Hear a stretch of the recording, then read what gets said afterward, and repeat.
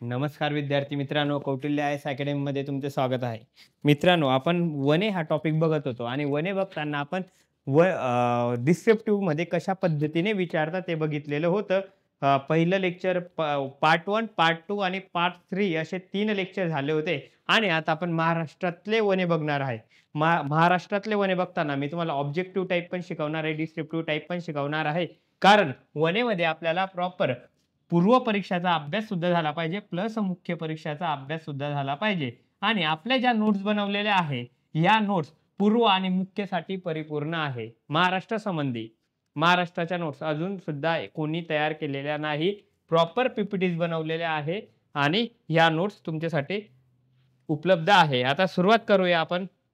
बघा, महाराष्ट्रातला वनस्थितीचा अहवाल बघू. कधीचा अहवाल आहे? 2023चा. इथे पूर्व परीक्षाला प्रश्न विचारले जातात आणि मुख्यला कशा पद्धतीने प्रश्न विचारले जातात मी तुम्हाला पहिल्या लेक्चरमध्ये यामध्ये सांगितलेलं आहे. आता इथे प्रश्न विचारताना बघा, राज्यात कृषी क्षेत्राखालोखाल दुसरे क्षेत्र कशाखाली आहे? मोठे क्षेत्र वनांखाली आहे. सर्वात मोठे क्षेत्र कशाचे आहे? कृषी क्षेत्रातील आहे. आणि महाराष्ट्राचे आर्थिक पाहणी कच्ची 2023च्या आर्थिक पाहणीनुसार महाराष्ट्रात राज्यामध्ये 2021-22 मध्ये एकूण वनक्षेत्र किती होते? 61,907 चौरस किलोमीटर. म्हणजे राज्याच्या एकूण क्षेत्राच्या वनक्षेत्र 20.51% इतके आहे.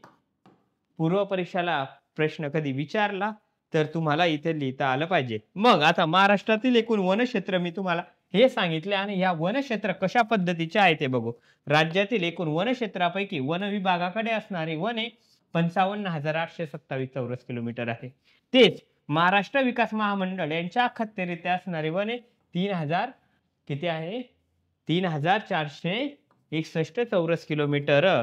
आणि वन विभागाच्या अखत्यारीत्या असलेली खाजगी वने जी आहे 1,182 चौरस किलोमीटर आणि महसूल विभागाच्या अधिपत्याखाली असणारी वने जी आहे 1,438 चौरस किलोमीटर इतके वने आहे. आणि एकूण वनक्षेत्र किती आहे?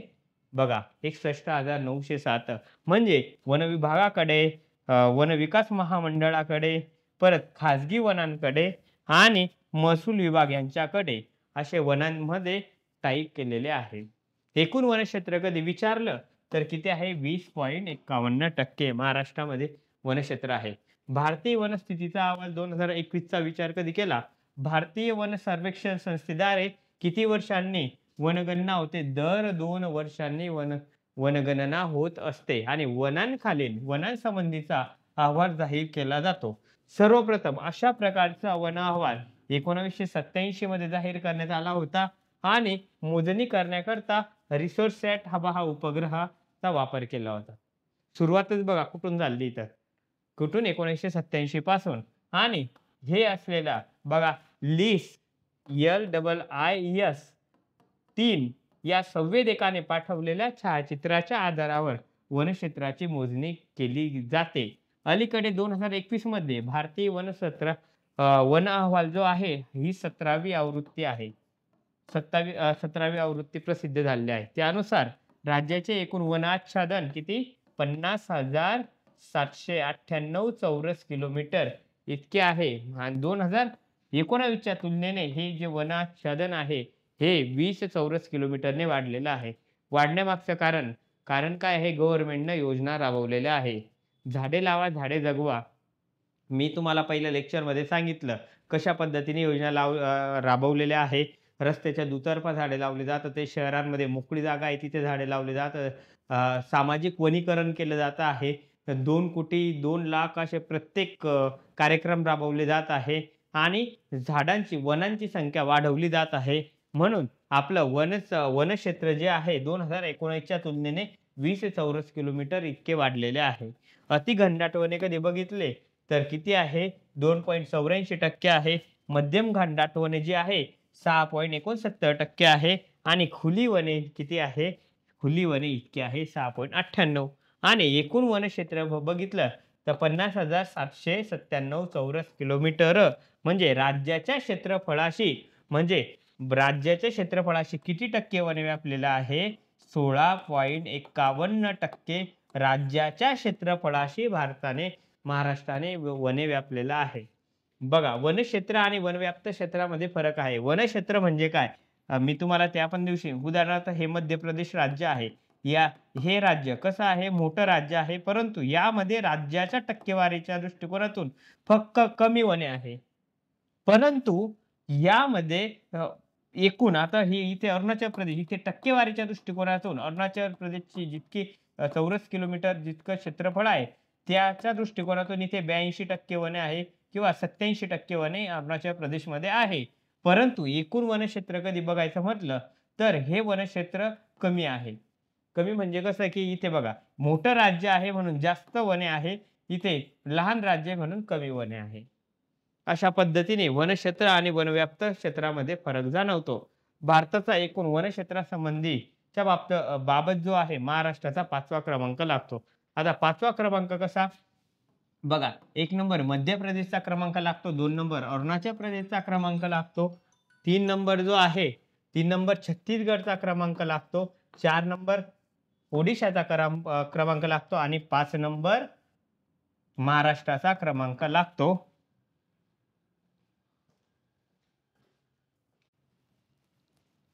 मित्रांनो, थोडा टेक्निकल प्रॉब्लेम आला होता, त्यामुळे आपलं लेक्चर थांबलेलं होतं. पण भारतात एकूण वनक्षेत्राच्या बाबतीत कधी बघितला तर महाराष्ट्राचा 5वा क्रमांक लागतो. बघा, मध्य प्रदेश आहे, मध्य प्रदेशचा पहिला क्रमांक, अरुणाचल प्रदेशचा दुसरा क्रमांक, छत्तीसगडचा तिसरा, चौथा ओडिशाचा, 5वा महाराष्ट्राचा. सर तुम्ही असं का घेताय? बघा, आपण आता महाराष्ट्राच्या वनांना सुरुवात केलेली आहे. जसं आपण पुढे जाऊ तसं डिस्क्रिप्टिव्ह मध्ये कशा पद्धतीने प्रश्न विचारले जातात, म्हणजे त्याचे आर्थिक महत्त्व काय, त्याचे वैशिष्ट्य काय, हे आपण सर्वच सर्व घेणार आहे. मी ह्या लेक्चरमध्ये तुम्हाला घेताना ऑब्जेक्टिव्ह प्लस डिस्क्रिप्टिव्ह या दृष्टिकोनातून हे शिकवत आहे. बघा, एकूण वनक्षेत्राच्या तुलनेने वनक्षेत्राचे प्रमाण अधिक असणाऱ्या राज्यांमध्ये महाराष्ट्राचा भारतामध्ये 22वा क्रमांक लागतो. कशाच्या तुलनेने? वनक्षेत्राच्या तुलनेने आणि प्रमाण अधिक असणाऱ्या राज्यांमध्ये. आणि भारतातील एकूण वनक्षेत्रापैकी महाराष्ट्रामधील म्हणजे भारताचे जितके वनक्षेत्र आहे, या भारताच्या एकूण वनक्षेत्रापैकी महाराष्ट्रामध्ये 7.13% क्षेत्र हे वनांनी व्यापलेलं आहे. बघा, पुढे बघितलं तर महाराष्ट्रातील वनक्षेत्रानुसार असलेले सर्वाधिक जिल्हे आणि सर्वात कमी जिल्हे, म्हणजे सर्वात जास्त वनक्षेत्र कुठल्या जिल्ह्यामध्ये? गडचिरोलीमध्ये आहे. बघा, या ठिकाणी आपला महाराष्ट्र आहे मित्रांनो. या महाराष्ट्रामध्ये कधी बघितलं तर या ठिकाणी गडचिरोली जिल्हा आहे, 1 नंबर गडचिरोली. पहिला क्रमांक गडचिरोलीचा आला. या ठिकाणी रत्नागिरी आहे, दुसरा रत्नागिरीचा आला. या ठिकाणी चंद्रपूर आहे, 3 नंबरचा चंद्रपूरचा. 4 नंबरचा या ठिकाणी अमरावती आहे, अमरावती. आणि 5 नंबर या ठिकाणी ठाणे आहे. 5वा क्रमांक लागतो. म्हणजे पहिला गडचिरोली, दुसरा रत्नागिरी, तिसरा चंद्रपूर, चौथा अमरावती, 5वा ठाणे असे क्रमांक आहे. आणि सर्वात कमी वनक्षेत्र कधी बघितलं तर 1 नंबर मुंबई शैलाजा असं तुम्ही लक्षात ठेवू शकतात. म्हणजे मुंबई शहर, लातूर, जालना, उस्मानाबाद म्हणजे आताचं काय ते धाराशिव, बरोबर, आणि परभणी असे क्रमांक लागतात. तुम्हाला प्रश्न प्रिलियमला विचारू शकतात. राज्यसेवा पूर्वला सर्वात जास्त वनक्षेत्र असलेले जिल्हे कुठले आणि सर्वात कमी वनक्षेत्र असलेले जिल्हे कोणते? सर्वात जास्त वनक्षेत्र असलेले जिल्हे कुठले आहे? 1 नंबर गडचिरोली आहे, 2 नंबर रत्नागिरी आहे, 3 नंबर चंद्रपूर आहे, 4 नंबर अमरावती आहे, 5 नंबर ठाणे आहे. आणि सर्वात कमी वनक्षेत्र असलेले कुठले आहे? मुंबई शहर आहे, लातूर आहे, जालना आहे, उस्मानाबाद आहे आणि परभणी आहे. आता हे पाठ करायचं का? हे पाठ करण्याची गरज नाही, कारण हे पाठ करणं शिक्षक लोकांचं काम आहे. तुम्ही फक्त क्रम लक्षात ठेवा, म्हणजे तुम्हाला ज्यावेळेस डिस्क्रिप्टिव्ह मध्ये लिहायचं असेल त्यावेळेस तुम्हाला इथे डिटेलमध्ये प्रश्न विचारला जाईल आणि हा डिटेलमध्ये प्रश्न अशा पद्धतीने लिहिला पाहिजे. महाराष्ट्रातील बघा, क्षेत्रफळाच्या दृष्टीने वनांचे प्रमाण असणारे जिल्हे कुठले आहे? म्हणजे सर्वात जास्त क्षेत्रफळ कुठल्या जिल्ह्याने व्यापलेलं आहे वनांच्या बाबतीत? आता जे गडचिरोलीचं क्षेत्रफळ हे आहे, गडचिरोलीच्या 68.71% क्षेत्र गडचिरोलीने व्यापलेला एकूण क्षेत्रफळाच्या. असे क्रमांक कधी बघितले तर ही पण असंच लक्षात ठेवा. 1 number Gadchiroli, 2 number Sindhudurg, 4 number Ratnagiri, 5 number Raigad. अशा पद्धतीने लक्षात ठेवायचं आहे. 1 नंबर 2 नंबर काय आहे? सिंधुदुर्ग आहे. 4 नंबर रत्नागिरी आहे. 5 नंबर रायगड आहे. अशा पद्धतीने लक्षात ठेवायचं आहे. गडचिरोली, सिंधुदुर्ग, रत्नागिरी, रायगड आणि गोंदिया. पहिला, दुसरा, तिसरा, चौथा आणि 5वा अशा पद्धतीने तुम्ही लक्षात ठेवू शकतात. असे वर इथून जायचं आहे, असं वर जायचं आहे आणि इथून बरोबर गडचिरोलीच्या वरती जायचं आहे. असे असे 5 जिल्हे आहेत. हे 5 जिल्हे तुम्ही अशा पद्धतीने लक्षात ठेवू शकतात. ते झाल्यानंतर सर्वात जास्त क्षेत्र असलेले हे जिल्हे आहे गडचिरोली, सिंधुदुर्ग, रत्नागिरी, रायगड आणि गोंदिया आणि सर्वात कमी क्षेत्र असलेले हे जिल्हे आहे. 1 नंबर लातूर आहे. बघा इथे लातूर आहे, सोलापूर आहे, जालना आहे. टक्केवारी घेतोय बरं आपण. ते जे घेतलं ते एकूण महाराष्ट्राचे क्षेत्र बघितले होते आपण. म्हणजे मी तुम्हाला शहर सांगितलं होतं, लातूर सांगितलं होतं, जालना महाराष्ट्रामध्ये कमी असणारे सांगितलेले होते आणि टक्केवारीनुसार कमी असणारे 1 number Latur, 2 number Solapur, 3 number Jalna, 4 number Parbhani, 5 number Osmanabad हे असे आहे. बघा, जिल्ह्यातील एकूण क्षेत्र, जिल्ह्याचे क्षेत्रफळ. जिल्ह्याच्या क्षेत्रफळाचा फक्त 0.18% वने लातूरमध्ये आहे, 0.31% वने सोलापूरमध्ये आहे, 0.45% वने जालनामध्ये आहे, 0.64 वने परभणीमध्ये आहे आणि उस्मानाबादमध्ये, धाराशिवमध्ये 0.65% वने आहे. वनांचे वितरण यामध्ये डिस्क्रिप्टिव्ह टाइपमध्ये इथे प्रश्न येऊ शकतो. त्यावेळेस तुम्ही उदाहरणं देऊ शकता. टक्केवारी नाही लक्षात ठेवली तरी चालेल. कमी वने आणि अधिक वने असं तुम्हाला उदाहरण देता येईल आणि त्यावेळेस तुम्हाला लिहिता येईल. बघा वनविषयक महत्त्वाचे कधी बघितले तर नाशिक जिल्ह्यातील नांदूर-मधमेश्वर हे जे ठिकाण आहे, हे जे अभयारण्य आहे, या नांदूर-मधमेश्वर अभयारण्याला काय म्हटलं जातं? महाराष्ट्राचे भरतपूर म्हणून ओळखले जाते. बघा सेव्ह द टायगर या प्रकल्पाकरता महाराष्ट्र शासनाने अमिताभ बच्चन यांची सदिच्छा दूत म्हणून नेमणूक केलेली आहे. असं टाकायचं असतं कारण जीवावरण क्षेत्र वाढवण्यासाठी सेव्ह द टायगर. आता सेव्ह द टायगर तुम्हाला कालच सांगितला 1973 मध्ये टायगर प्रोजेक्ट आपण चालू केला होता.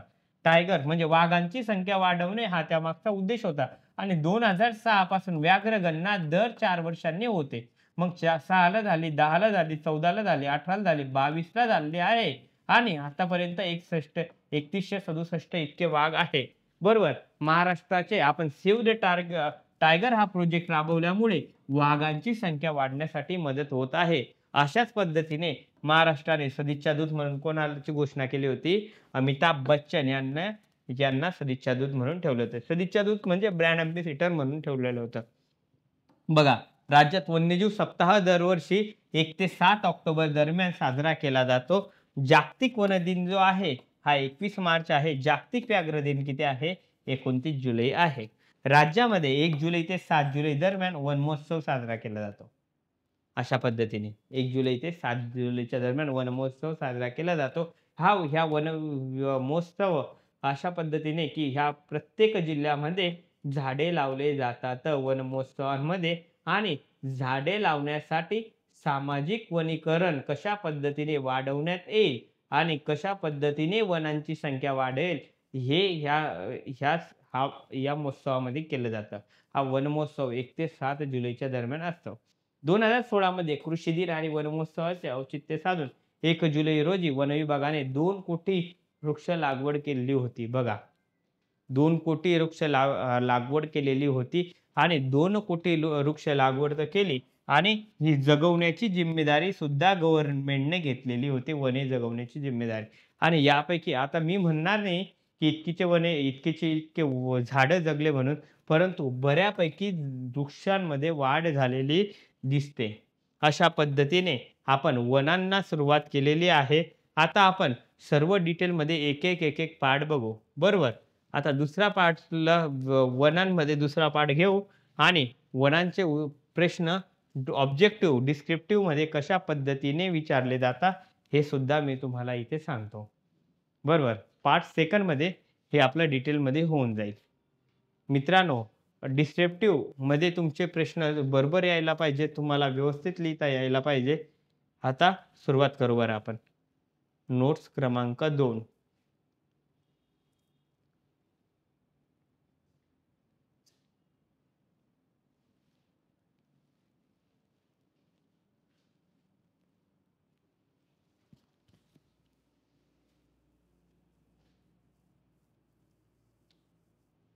पहिल्यांदा वने घेताना मी तुम्हाला प्रॉपर वनेला सुरुवात केलेली आहे आणि आता वने महाराष्ट्रामध्ये कोणकोणत्या प्रकारचे आहे, महाराष्ट्राच्या भागावर कसे आहे, तुम्हाला डिस्क्रिप्टिव्हमध्ये कशा पद्धतीने लिहिता येतील ते आपण बघत आहोत. हा पहा आपला महाराष्ट्राचा नकाशा आहे.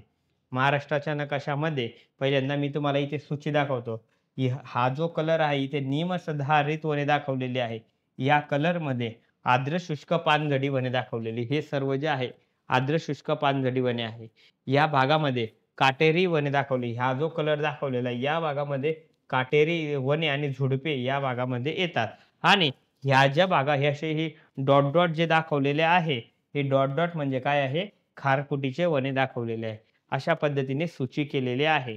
बघा जिल्ह्याचे क्षेत्रफळानुसार वनांचे शेकडा प्रमाण अशा आहे. किती वने आहे? एकूण वनक्षेत्र 50,797 चौरस किलोमीटर म्हणजे क्षेत्रफळाशी किती व्यापलेले आहे? 16.51% इतके व्यापलेलं आहे. अशा पद्धतीने आणि इथे आपण विभागानुसार किती आढळतात हे सुद्धा दाखवलेलं आहे. नागपूरमध्ये 42.8% आहे. नाशिकमध्ये दुसरा क्रमांक लागतो नाशिक विभागामध्ये 19% आहे. अमरावतीमध्ये 15% आहे. इथे 9.8% पुणे विभागामध्ये आहे. कोकण विभागामध्ये हे 9.1% आहे आणि औरंगाबाद विभागामध्ये 4.5% वने आहे. म्हणजे प्रशासकीय विभागानुसार सुद्धा आपण वनांचा क्रम दिलेला आहे. हे बघा इथे हा नकाशा प्रॉपर लक्षात ठेवायचा आहे. हे जे वने दाखवलेले आहे, हे वने तुम्ही व्यवस्थित लक्षात ठेवा. आर्द्र व शुष्क पानझडी वने हे सर्वचे सर्व आर्द्र शुष्क पानझडी वने आढळतात.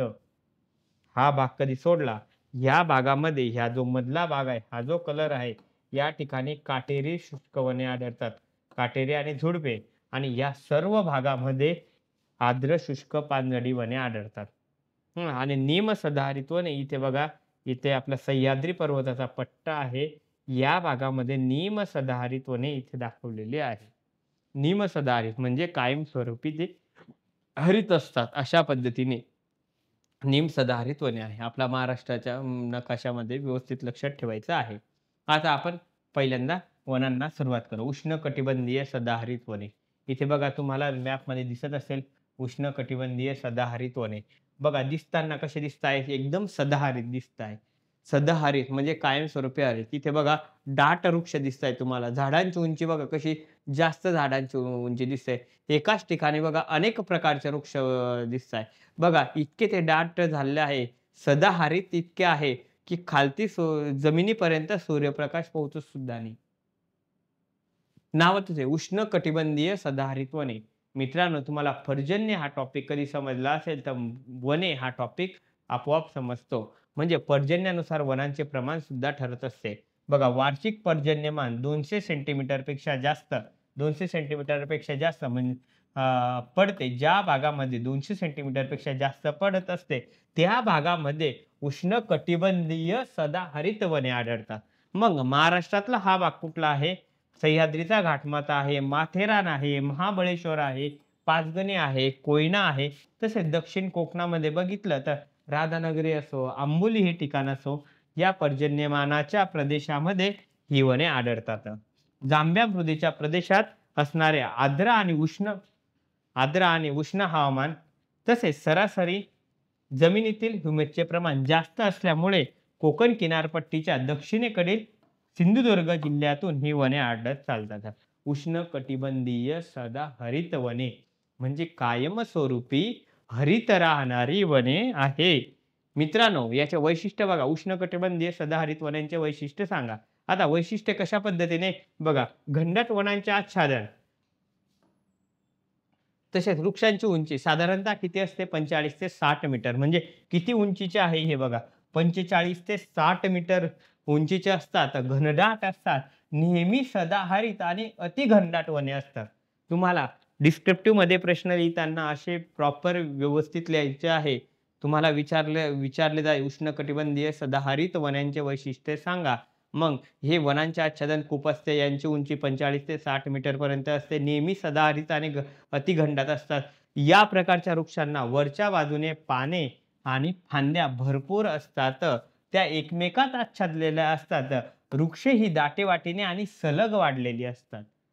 अशा पद्धतीने तुम्हाला वैशिष्ट्ये सांगता येतील आणि वृक्षांचे प्रकार कधी बघितले किंवा कोणकोणते वृक्ष आढळतात, जांभूळ असो, फणस असो, नागचंपा असो, कळंब आहे, कावसे आहे, पांढरा सिडार आहे, शिसव, ओक, जंगली आंबा, तेलात्याड असो, हे प्रमुख वृक्ष आढळतात. तसेच वेली असतात, झाडी-झुडपे असतात, वेत, करवंदी, बामणी, निरगुडी, रानकेळी, बांबू यासारखे वनस्पती आणि वेलीसुद्धा या भागामध्ये आढळतात. उष्णकटिबंधीय सदाहरित वने आहे. ह्याचा या वनांचे आर्थिक महत्त्व आपण डिस्क्रिप्टिव्हमध्ये घेत आहोत, बरोबर.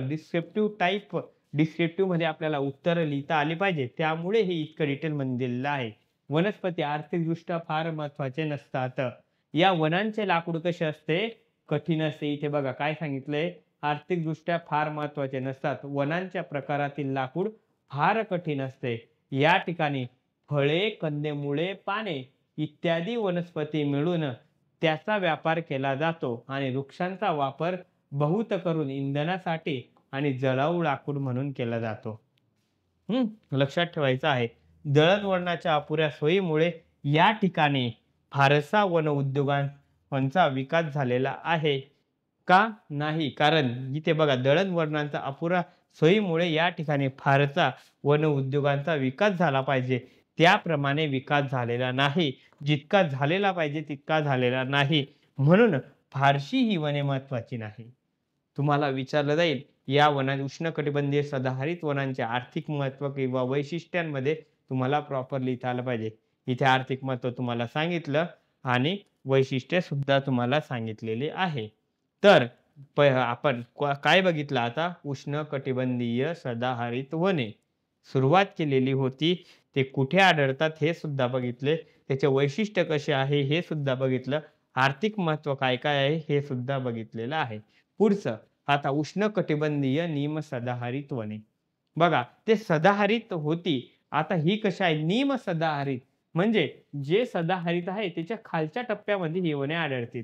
म्हणजे ज्या भागामध्ये वार्षिक पर्जन्य किती पडलेलं आहे, तिथे सदाहरित वनांमध्ये पर्जन्य किती पडला होता? 200 सेंटीमीटर पेक्षा जास्त पाऊस पडलेला होता. इथे निमसदाहरित आहे म्हणजे पर्जन्य किती पडेल? 150 ते 200 सेंटीमीटर इतका पाऊस पाहिजे.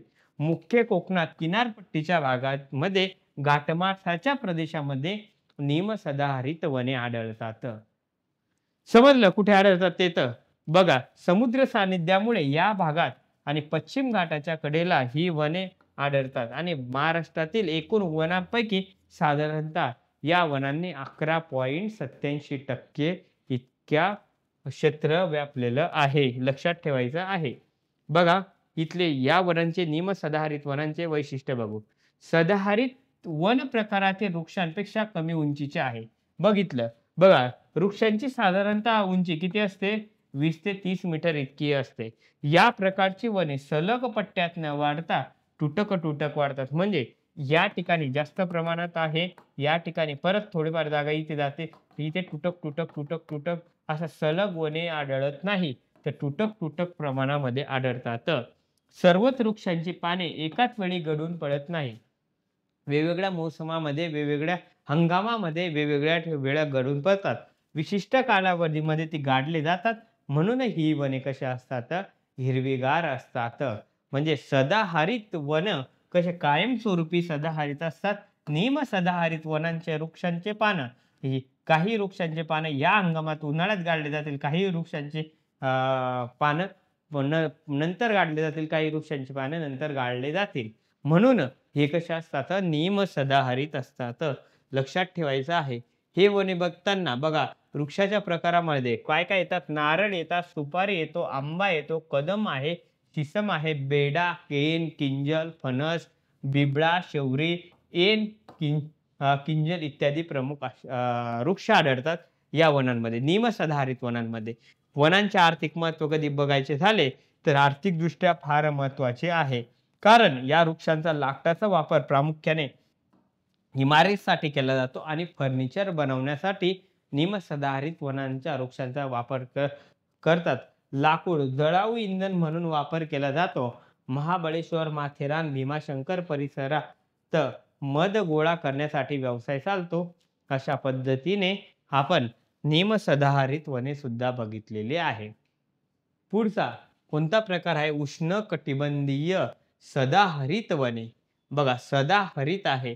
आता उष्णकटिबंधीय सदाहरित, उपोष्ण सदाहरित वने बघितले होते. आता उपोष्ण कटिबंधीय सदाहरित वने आहे.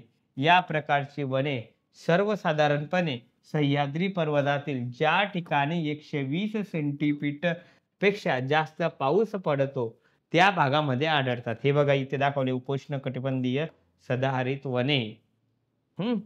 जेथे उन्हाळा थंड असतो अशा उपोष्ण प्रदेशात सदाहरित वने आढळतात. साधारणतः 350 सेंटीमीटर ते किती सेंटीमीटर आहे? 400 सेंटीमीटर पेक्षा अधिक पर्जन्यमानाच्या प्रदेशामध्ये आढळतात. म्हणजे किती उंचीच्या क्षेत्रामध्ये आढळतात? हे 1200 मीटर उंचीच्या क्षेत्रामध्ये आढळतात. माझं थोडं बोलताना चुकी झाली मित्रांनो. बरोबर. इथे मी किती उंचीच्या क्षेत्रामध्ये सांगत होतो? 1200 मीटर उंचीच्या क्षेत्रामध्ये सांगत होतो आणि त्या ठिकाणी पर्जन्यमान किती असते? 350 ते 400 सेंटीमीटर पेक्षा अधिक असते. लक्षात ठेवायचं आहे. महाराष्ट्रातील या वनांनी किती क्षेत्र व्यापलेले आहे? 1.19% क्षेत्र या वनांनी व्यापलेलं आहे. वैशिष्ट्य बघा, या वृक्षाचे लाकूड कसे असते? मऊ असते. अनेक प्रकारचे वृक्ष, वेली, झुडपे या प्रकारात असतात. त्यामुळे ती हिरवी दिसतात. म्हणून त्याला उपोष्णीय सदाहरित वने असे म्हणतात. वृक्षांची विविधता या ठिकाणी जास्त आढळते. यामध्ये हे वृक्ष आढळतात. अंजन असो, जांभूळ असो, बेडा असो, हिरडा, आंबा आहे, बकुळ आहे, कारवी आहे, शेंदरी आहे, काटेकवट आहे, तेजपान आहे, लेव्हेंडर आहे. हे वृक्ष या वनांमध्ये आढळतात. लक्षात ठेवायचं आहे. बघा आता इथे प्रदेश बघा. आता कुठे 350 पेक्षा जास्त सेंटीमीटर पाऊस पडतो? अस्तंबा डोंगर रांग आहे तिथे पाऊस पडतो. सातपुडा नंदुरबारचं ठिकाण आहे त्या ठिकाणी पाऊस पडतो. गाविलगड टेकडी आहे, भीमाशंकर आहे, महाबळेश्वर, पाचगणी आहे या ठिकाणी पाऊस पडतो. या भागामध्ये ते वने जास्त आढळतात. आर्थिक महत्त्व बघताना वन औषधी तयार करणे आणि त्याचा विक्रीचा व्यवसाय करणे हे याचे आर्थिक महत्त्व आहे.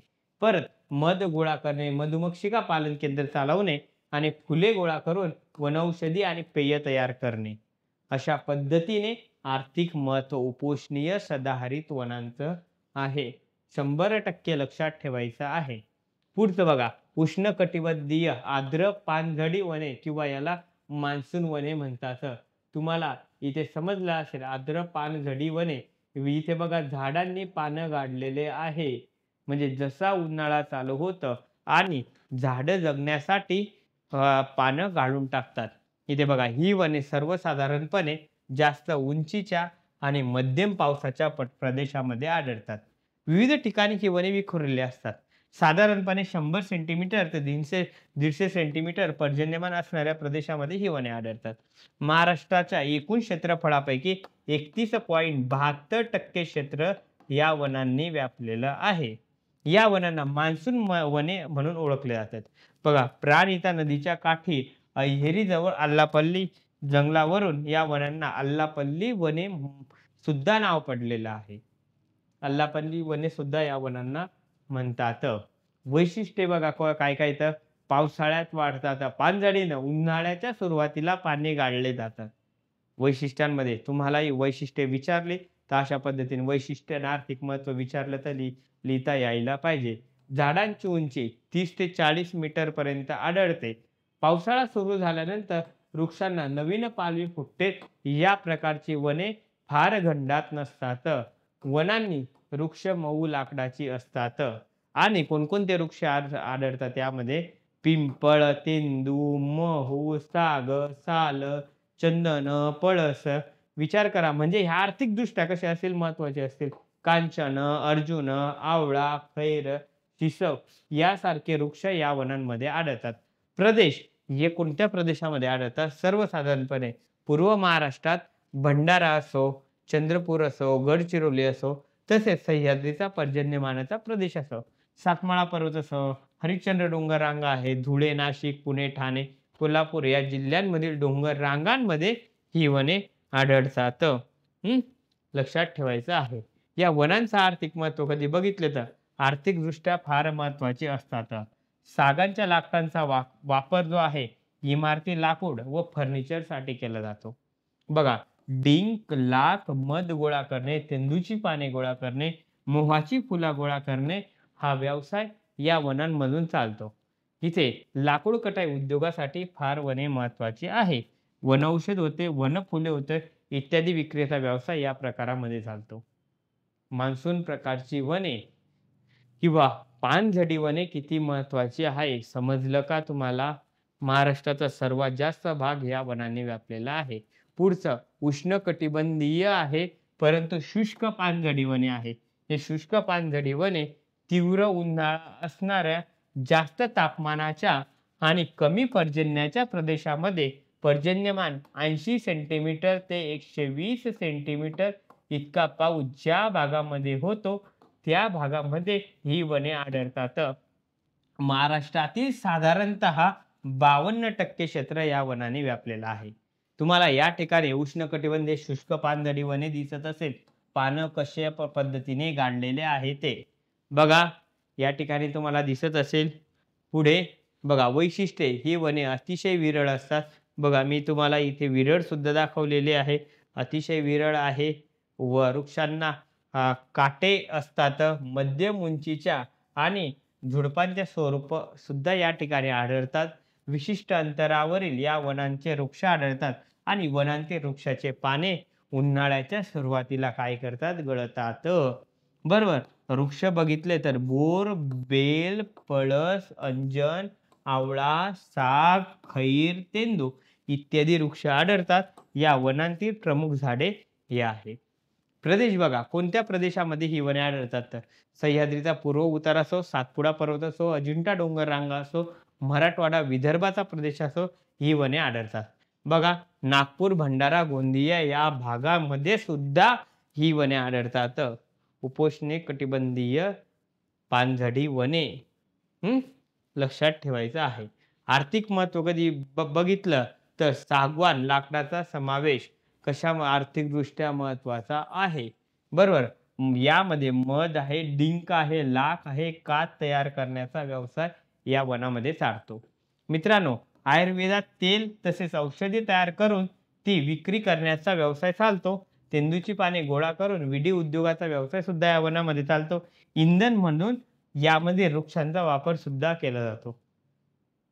लक्षात ठेवायचं आहे. म्हणजे ही वने कशा पद्धतीने महत्वाचे आहे हे तुम्हाला समजलं पाहिजे. आपला पुढचा प्रकार आहे काटेरी वने. काटेरी वने, आता विचार करायचा आहे, काटेरी वने आहे म्हणजे या ठिकाणी पर्जन्यमान कसं असेल? पर्जन्यमान कमी असेल. पर्जन्यमान कमी असल्यामुळे वृक्षांची उंची वाढलेली असेल का? नसेल. मग वृक्षांची उंची वाढलेली नसेल तर वृक्षांनी काय केलं? पानांचा आकार सुद्धा छोटा असेल, पानं मेनचट असतील. काटेरी वने ना, परत त्यांनी सोटमुळं तयार केलेले असेल म्हणजे जमिनीत खणताना मोठ्या प्रमाणामध्ये, जास्त प्रमाणामध्ये त्या ठिकाणी सोटमुळं आढळते. अशा पद्धतीने म्हणजे आपल्याला उत्तर लिहिताना एक तुमचं एकदाच तयार झाल्यावर माहिती तयार झाल्यावर तुम्हाला प्रॉपर उत्तर लिहिता यायला पाहिजे. आता बघा, इथे काटेरी वनांचं तिथे एक काटे दाखवलेले मी. महाराष्ट्रातील कमी पावसाच्या प्रदेशात, कायम आवर्षणग्रस्त प्रदेशामध्ये ही वने आढळतात. साधारणतः सर्वसाधारणपणे 80 सेंटीमीटरपेक्षा कमी पर्जन्य ज्या भागामध्ये पडतो त्या भागामध्ये ही वने आढळतात. वनस्पतींना पोषक हवामान नसल्यामुळे वाढ पुरेशी होत नाही. खुरट्या आणि काटेरी असतात. उन्हाळ्यात पाने गळतात. महाराष्ट्रात साधारणपणे 0.41% वने या प्रकारात मोडतात.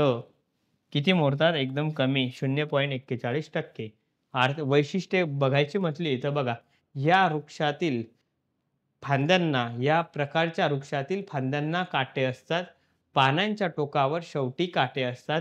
पानांच्या शोधार्थ मुळे खूप खोलवर गेलेली असतात आणि वृक्षांच्या पानांचा आकार कसा असतो? लहान असतो. वृक्षाचे लाकूड टणक असते. तुम्ही लाकडाला हात लावून बघा. वृक्षाचे लाकूड टणक आहे ते तुम्ही लहानपणी क्रिकेट खेळताना ग्राउंडवरचे झाडे उपटून बघितले असतील. बाभूळचे झाडे, पानं छोटे मेनचट आहे. परत कात, त्या लाकडाची कात जास्त आहे. बरोबर ना? हे तुम्ही बघितलेले असेल. बघा, साल कशी असते? जाड असते. कोरड्या ऋतूतही हे वृक्ष आणि वेली तग धरू शकतात म्हणजे जिवंत राहू शकतात. यामधले वृक्ष बघा कोणकोणते? बोर आहे, कोरफड आहे, धामण आहे, सालई, बाबूळ, निंब, खैर, हिरडा, निवडुंग, हिवर आणि घायपात या प्रकारचे वृक्ष या प्रदेशामध्ये आढळतात. आणि ज्या ठिकाणी कमी पर्जन्य होतं त्या प्रदेशामध्ये ही वने आढळतात. म्हणजे जळगाव, धुळे, अहमदनगर, सातारा आहे, सांगली आहे, पुणे आहे, कोल्हापूर आहे, सोलापूर आहे. या जिल्ह्यामध्ये व मराठवाड्याच्या भागामध्ये ही वने आढळतात. कुठले? काटेरी वने. बघा आर्थिकदृष्ट्या महत्त्व, ही वने फारशी महत्त्वाची नसतात मित्रांनो. आणि वृक्षांचा जो वापर आहे जळाऊ इंधन म्हणून, सर्वात जास्त जळाऊ इंधन म्हणून केला जातो. काही वृक्षाच्या वेलींचा वापर आयुर्वेदिक औषधा म्हणून केला जातो. म्हणजे लाकडाचा उपयोग मुख्यत्वे शेतीची अवजारे तयार करण्यासाठी केला जातो. म्हणजे शेतीची अवजारे म्हणजे बाभूळचं झाड आहे त्यापासून कुऱ्हाडीचा दांडा तयार करणे, अ, नांगर तयार करणे, दुस्सर तयार करणे, शिवड तयार करणे, अशी शेतीची अवजारे तयार करण्यासाठी वापरला जातो. ग्रामीण भागामध्ये कुंपणासाठी वृक्षांच्या फांद्यांचा वापर करतात. तुम्ही वाड्याला कुंपण बघितलं असेल, ग्रामीण भागामध्ये या वृक्षांचा काटेरी वनांचा वापर करतात. सुगंधी अत्तर असो, तेल असो की किंवा औषधांसाठी आवश्यक असलेला रोशा आहे, सोपिया, मोतिया हे गवत आहे. कुशल आणि शेकडो जातीचे गवत मिळून यांचा उपयोग केला जातो. आर्थिकदृष्ट्या फारशी महत्त्वाचे नाही, तरीही काही भाग आहे आर्थिकदृष्ट्या वापर केला जातो. हं, लक्षात ठेवायचे आहे. आणि शेवटचा जो प्रकार आहे, किनारपट्टीवरील खारफुटीची वने किंवा त्याला खांजण वने म्हणतात. महाराष्ट्राच्या पश्चिम किनारपट्टीवर नद्याच्या मुखाशी भरती ओठीच्या भागामध्ये पाण्याच्या पातळीत खाड्यांची निर्मिती झालेली आहे. या खाड्यांना दलदलयुक्त खाजण किंवा खारफुटीचे वने असे म्हणतात. बघा खारफुटीचे वने तुम्हाला इथे दिसत असेल. हे बघा इथे खारफुटीचे वने दाखवलेले आहेत. बघा जे मूळ आहे, जे खोड आहे, हे वर आलेलं आहे. मुळे सुद्धा आणि ते हिरवं तुम्हाला दिसत असेल. बरं एकूण पैकी या वनांचे प्रमाण नगण्य आहे. नगण्य म्हणजे किती आहे? 16.56% वने व्यापलेले आहे. सिंधुदुर्गाच्या आचरा जे खाडे आहे, बघा आचरा किनाऱ्यावर कांदळ मोठ्या प्रमाणावर आढळते. त्यावरून या वनांना कांदळ वन असे संबोधले जाते. कांदळ वन सुद्धा इथे असते. आणि वैशिष्ट्य बघा, ही वने दाट आणि एकमेकात वाढलेली असतात.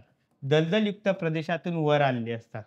दाट असतात, एकमेकांमध्ये वाढलेली असतात, दलदलयुक्त प्रदेशातून वर आलेले असतात. तुम्हाला दाखवतो कशा पद्धतीने. बघा दाट आहे, दलदलयुक्त प्रदेशातून ही कशी आहे? वर आलेली आहे. अशा पद्धतीने हे वैशिष्ट्य आहे. पुढे बघा. इथे वृक्षांच्या खोडाला मोठ्या प्रमाणात उपमुळे असतात. त्यामुळे खोडाला खूप मोठा आधार असतो. वृक्षांची उंची फार नसते आणि वृक्ष झाडे झुडपाच्या स्वरूपात दाट वाढलेले असतात. परत ही वृक्ष क्षारयुक्त पाणी असलेल्या भागात आढळतात. खाऱ्या पाण्यात भरतीच्या पाण्याच्या पातळीपासून ते ओठीच्या पाण्याच्या पातळीच्या दरम्यान हे वनांचे पट्टे तुम्हाला पाहायला मिळतील. या वनांच्या वृक्षांना सुंदरी सुद्धा म्हणतात. आणि खारफुटीची वने उष्णकटिबंधीय आणि उपोष्णकटिबंधीय भागामध्ये आढळतात. बघा ऑक्सिजनची कमतरता भरून काढण्यासाठी या झाडांची मुळे जमिनीमधून वर अशी उलटी वाढतात.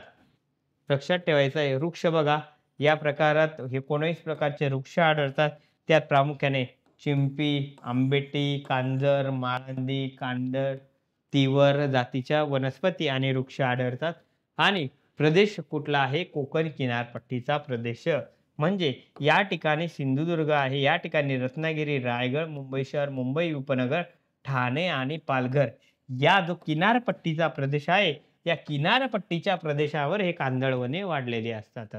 बघा आचरा, रत्नागिरी, देवगड, वैतरणा, उमरा आहे, श्रीवर्धन, कुंडलिका, वसा या किनारीय प्रदेशाच्या भागामध्ये या वनांचा काय झालेला आहे? समावेश झालेला आहे. आपण वैशिष्ट्ये आर्थिक महत्त्व बघू आता. आर्थिकदृष्ट्या फारशी महत्त्वाची नसतात. लाकूड हलके असल्यामुळे पाण्याच्या संपर्कात वाढल्यामुळे होड्या व बोटी तयार करण्यासाठी या वनांच्या लाकडांचा वापर केला जातो. आणि जळाऊ लाकूड व इंधनासाठी सुद्धा वापर केला जातो. महाराष्ट्रातील जलचर प्राण्यांच्या आश्रयासाठी या वनांचा वापर केला जातो. बघा, या वनांमुळे सागरी किनारपट्टीवर विनाशकारी लाटांपासून मोठ्या प्रमाणावर काय होते? संरक्षण होते. लक्षात ठेवायचं आहे. त्यामुळे ही वने अत्यंत महत्त्वाची आहे. मित्रांनो, महाराष्ट्र बघत असताना आपण सर्व प्रकारची वने बघितलेली आहे. आता एक एक बघू बरं. बघा, सुरुवात मी तुम्हाला अशा पद्धतीने केली. बघा, पहिल्यांदा मी तुम्हाला मॅप दाखवला. मॅपमध्ये डिटेलमध्ये सांगितले. नंतर उष्णकटिबंधीय सदाहरित वने सांगितले, कुठे वाढतात ते सांगितलं. नंतर त्या वनांचे वैशिष्ट्य सांगितले, वृक्षांचे प्रकार सांगितलं, त्यांचं आर्थिक महत्त्व सांगितलं. नंतर उपोष्णकटिबंधीय निमसदाहरित वने बघितली, हे तुम्हाला दाखवली, कुठे वाढतात ते सांगितलं. ते झाल्यानंतर वैशिष्ट्य सांगितलं. ते झाल्यानंतर तुम्हाला वृक्षांचा प्रकार सांगितले, आर्थिक महत्त्व सांगितलं आणि हे उष्णकटिबंधीय सदाहरित, उपोष्णकटिबंधीय सदाहरित वने आपण बघितली. वैशिष्ट्ये, वृक्ष आणि आर्थिक महत्त्व आणि प्रदेश हे सुद्धा यामध्ये ॲड केलं होतं. आर्द्र पानझडी वने किंवा मान्सून वने सुद्धा बघितलेली आहे आपण आणि वैशिष्ट्य बघितले, वृक्ष बघितले आणि प्रदेश सुद्धा बघितलेला आहे. त्यानंतर आर्थिक महत्त्व सुद्धा बघितलेलं आहे आणि उष्णकटिबंधीय शुष्क पानझडी वने सुद्धा सांगितले. तुम्हाला हे अशा पद्धतीचे आहे. वैशिष्ट्य सांगितले, वृक्ष सांगितले आणि प्रदेश सुद्धा सांगितलेला आहे. ते आर्थिक महत्त्व सुद्धा आपण बघितले. ज्या पद्धतीने काटेरी वनांमध्ये सुद्धा आपण सर्व टॉपिक प्रॉपर कव्हर केलेले आहे आणि किनारपट्टीवरचे खारफुटीचे किनारपट्टीवरचे वने किंवा खांजर वने सुद्धा आपण बघितलेले आहे. मित्रांनो, महाराष्ट्रामध्ये वृक्षांच्या प्रकारांमध्ये इतकेच वृक्षाचे प्रकार आहे. आपण प्रॉपर महाराष्ट्राचं बघत आहे. बघा, पहिल्यांदा डिस्क्रिप्टिव्हचे लेक्चर घेतलं, नंतर भारताचं घेतलं आणि महाराष्ट्राचं घेतलं. तुम्हाला दुसरं बाकी काहीही करण्याची गरज नाही. वापर करताना माझ्या ऑप्शनलच्या पुस्तकांचा वापर केलेला आहे. बाकीचं मार्केटमधले नोट्स जे मराठी माध्यमातून पुस्तकं त्यांचासुद्धा वापर केलेला आहे. कशा पद्धतीने तुम्हाला डिस्क्रिप्टिव्हमध्ये फायदा होईल, प्रॉपर डिस्क्रिप्टिव्हचे लेक्चर आहे आपले आणि राज्यसेवा पूर्वला प्रश्न आले तर कशा पद्धतीने सोडवता येतील, म्हणजे पूर्व मुख्यचा डिटेलमध्ये अभ्यास आपला या लेक्चरमध्ये होणार आहे. तुम्हाला समजलं असेल अशी अपेक्षा करतो. ज्यांना समजलं नाही त्यांनी मला परत विचारायचं आहे आणि सांगायचं आहे, सर मला हे इथे प्रॉब्लेम आहे. SMS करायचा आहे, कॉल करायचा आहे. आपण भेटू पुढच्या लेक्चरला. धन्यवाद मित्रांनो.